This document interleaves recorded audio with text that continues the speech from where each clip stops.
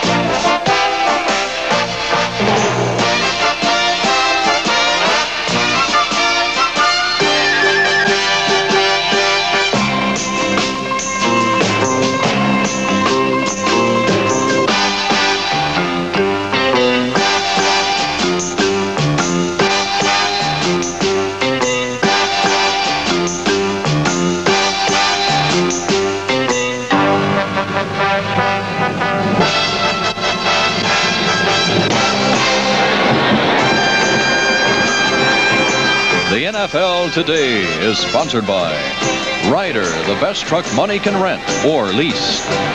Wang, makers of computer and word processing systems. Wang, making the world more productive.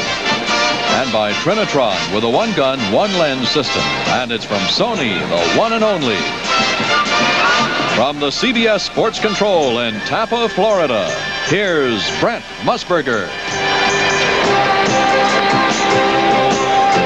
Welcome to a sea of orange, and who would have believed it? The Tampa Bay Buccaneers are in the playoffs against the Philadelphia Eagles. So we're down to 8 teams, and Jane and Irv and Jimmy, would you believe only 4 states still represented in the playoffs?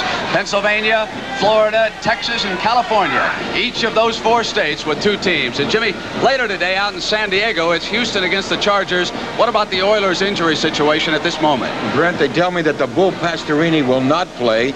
Camel will be undecided until absolutely at game time, when he will practice to see if he can make it. Burrows is playing at 90%, and Carpenter is out too. In other words, Houston's in rough shape. So Gifford Nielsen will be starting at quarterback for Houston. Jane, do you remember the playoffs a year ago? Oh, boy, do I. My very first playoffs was CBS, Atlanta, Philadelphia, Atlanta, Dallas, Minnesota, LA. I can't forget any of that.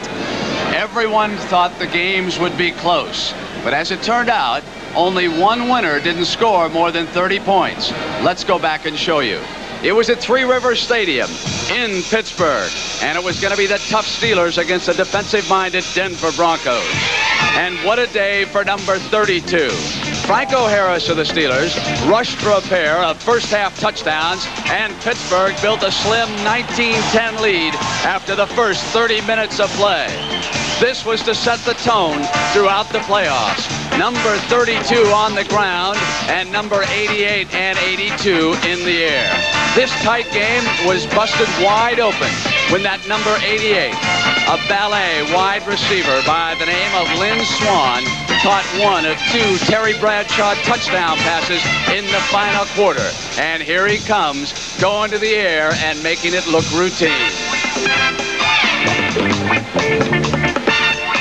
105 yards rushing by Franco, touchdown catches by Lynn and number 82, John Stallworth, all added up to a lopsided 33-10 victory as Pittsburgh advanced to its 4th AFC Championship game in 5 years.